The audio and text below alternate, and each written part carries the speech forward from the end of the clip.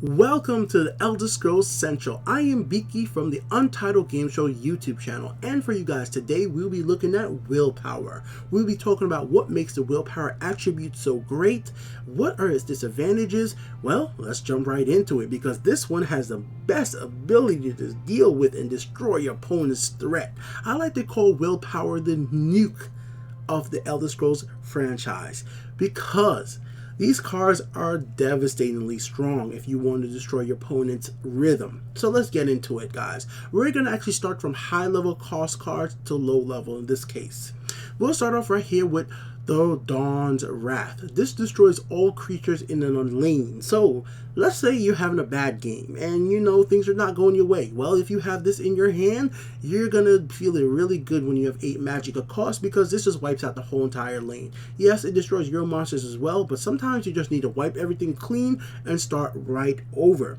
Let's say destroying all the creatures is not your best option. Well, then we have him, the big guy right here. I only personally use one of him now because his ability has been changed in the beta, and it might change when you see this, but now he only destroys one creature in a lane that he's in, but he becomes a guard as well, so that's really useful.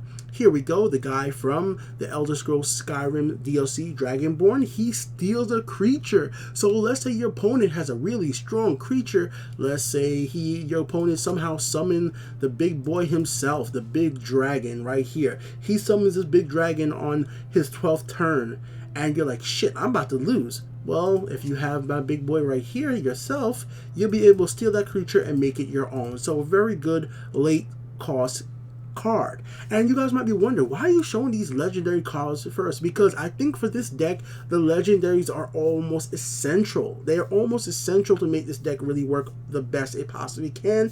And you have a high possibility of actually summoning these cards.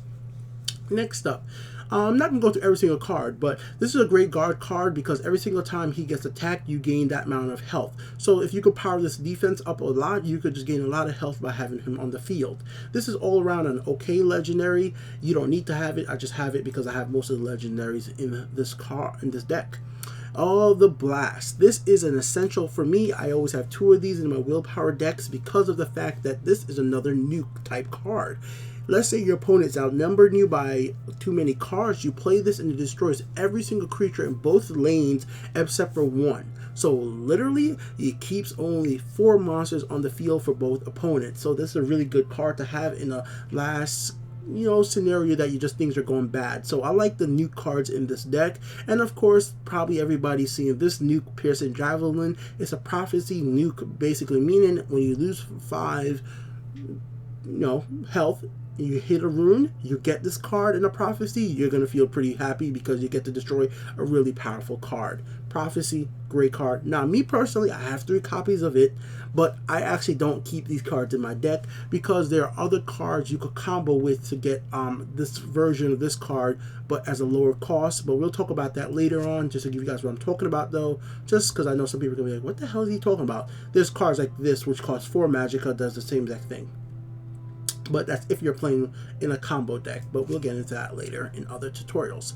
But let's get into what this deck could actually do and what makes it so powerful other than just being able to destroy creatures, because destroying creatures doesn't win you the match. Here we go with what is my favorite pillar for creature. This creature attacks every single turn, gets +1 attack, +1 defense, and gains a keyword. So it could get ward, drain, guard. Very powerful creature early on. And what's so great about this, the instant this creature comes on the field, your opponent will focus on it. Your opponent will want to kill it. Your opponent won't focus on any other creature, so you could use these creatures as diversions, especially if you have 3 of them. So once again, legends are very important types of cards to have in this deck. So this card is great. Then you have Scout and Patrol. You could combo Scout and Patrol with cards like her right here, which gives every single creature that gets summoned +1 attack, comboed with him, which gains every single time you summon a creature, you gain 1 health back. Then there's stuff like Healing Potion, which gains you 5 health. This is if you're trying to play with a deck that gives you a lot of health. But what I would personally like to do is always have 3 of her in my deck. I like to have 1 of him in my deck. I would have to have 2 of these in my deck, and then always have at least 1 of these in my deck. deck because they really work out real well. And then either have a guard or play this elixir or defense, which you could make any single creature in your deck into a guard. And this deck, as you will see, has a lot of abilities to defend itself and last to those late game till you get the ability to use some of those higher level cost legendaries. That's why I said this deck is all about those damn legendaries, because you could survive long enough to use that if you didn't already win. Because as you guys will see, look how many guards this has. A guard right here has 0 cost guards, so this doesn't cost you any single magic whatsoever. And if you have a lot of willpower monsters on the field, you can use stuff like this shackle right here, which imprisons the creatures and instantly destroys it if you have 4 or more willpower creatures. So if you played 2 of these and then play it in prison, you would instantly destroy your opponent's monster. Really cool combo right there, guys.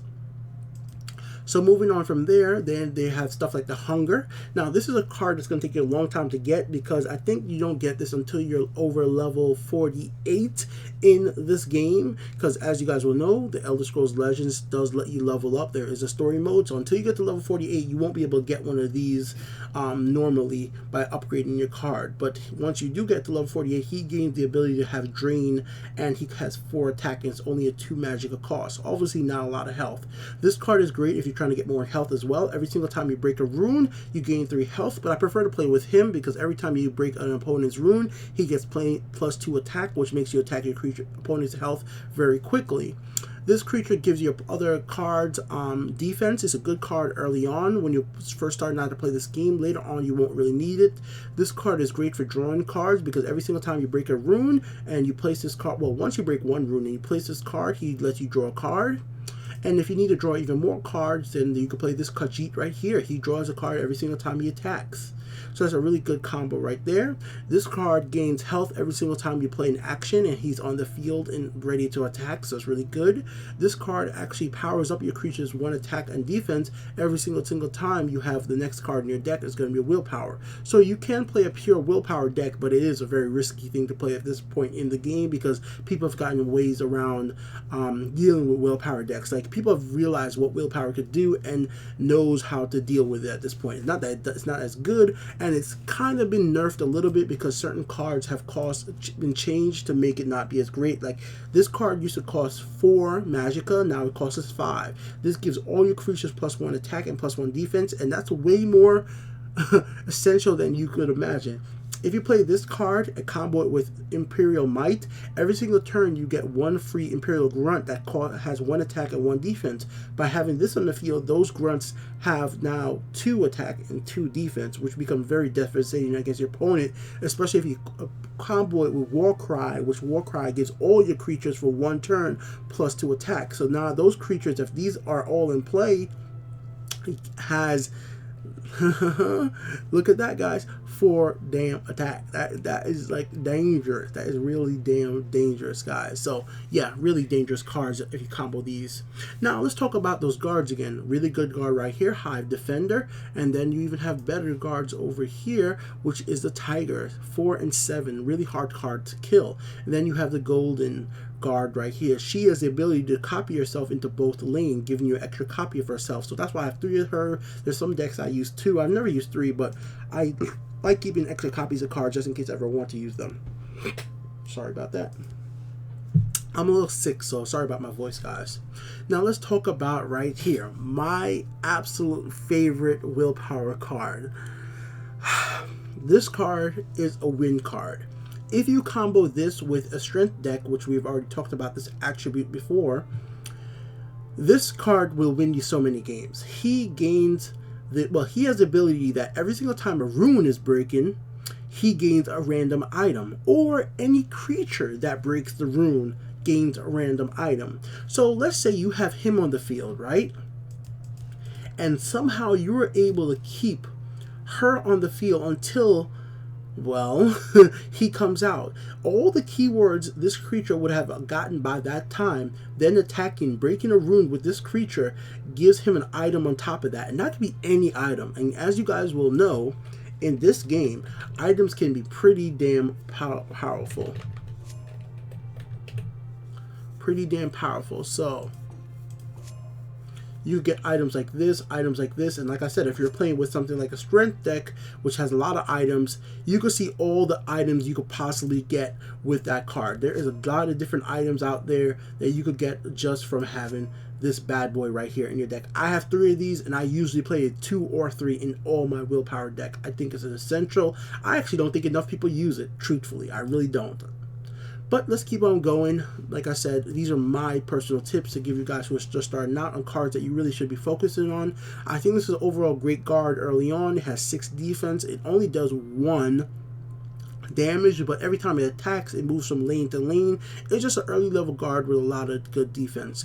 The support card is not essential, but the support card does give you 2 creatures for free if the opponent doesn't attack you. So if you play this at the right time, you get 2 free creatures and you get 4 health. So that's not a bad card to have at all.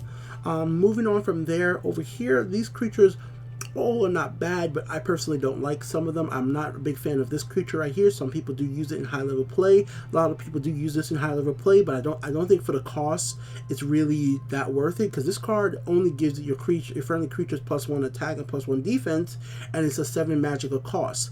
But then you could have already used a creature like her to be doing +1 attack the whole entire time, or go ahead with Divine Favor and just have that on the field that gives everybody that same exact effect for a lot less cost. So these are cards I see people using, but I just don't understand why, because you could do the same thing for less.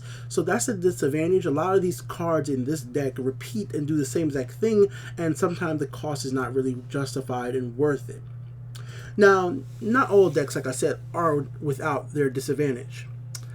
And the biggest problem, I will say, with a Willpower deck is literally running out of cards. This deck has the ability to draw cards, but it doesn't have enough ability to draw cards. When people see stuff like the Highwayman, he's going to get killed. This Khajiit right here, they're going to try to kill this as fast as possible, because in this deck, the more cards you have, the more danger you are. And that's how it is with most decks, but this deck doesn't have enough ability to draw cards fast enough to really keep them on the field.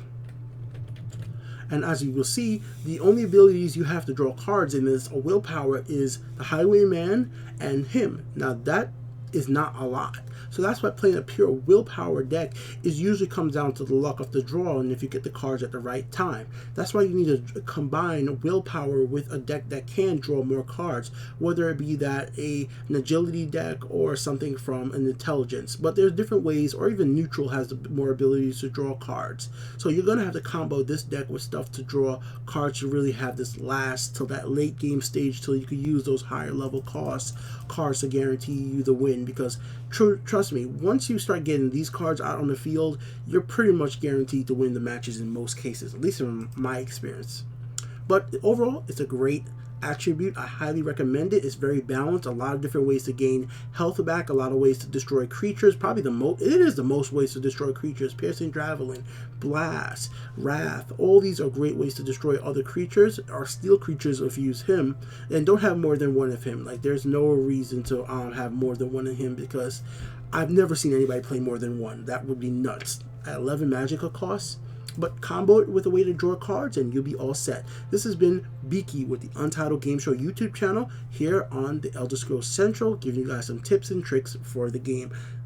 Check back tomorrow for more. Peace out.